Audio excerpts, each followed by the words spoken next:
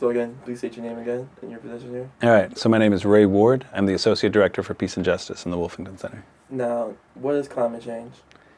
Climate change is the scientific assessment that overall the world weather patterns are changing in a way that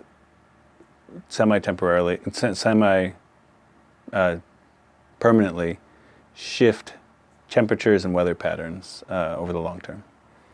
Now, do you think we as humans, do we think we affected climate change?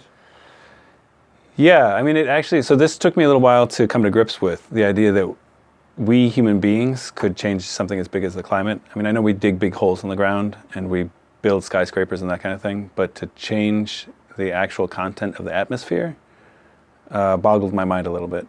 But when I started to see the scientific evidence that if we're just talking about how much CO2 and other greenhouse gases that we've pumped out over like the last 150 years since the Industrial Revolution, it's pretty astounding. We've burned a lot of coal, we've burned a lot of oil, and it's changed the atmosphere, and that has an impact on climate. Now, what is Earth Day? What's Earth Day?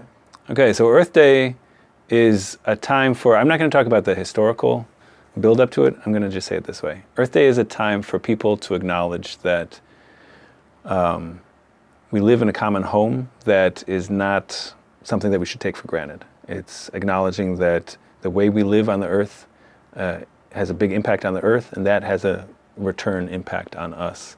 For a long time, I think we took it for granted that, we could do whatever we wanted. Take stuff out of the earth, put whatever we wanted onto the earth to help plants grow, to divert rivers, move water around. We were pretty impressed with ourselves to be able to affect change in the world.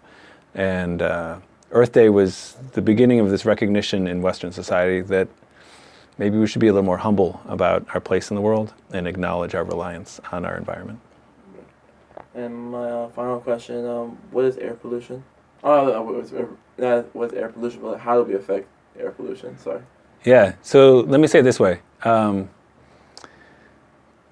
I was talking about air pollution with a friend of mine in grad school, and he's from Cameroon in Africa. And we were talking about who is the biggest polluter in the world. And I said, obviously it's China. Like, you look at pictures from their cities and it's just a mess. There's smog everywhere, you can hardly see through the air. Then maybe India, they've also got a lot of industry and it's pretty dirty. And like way down the list is probably the United States somewhere, because we've got all these laws that keep us from polluting in the air. And yeah, there was a problem with like ozone and smog in LA, but we've come a long way. We've really fixed that up. And he was like, no.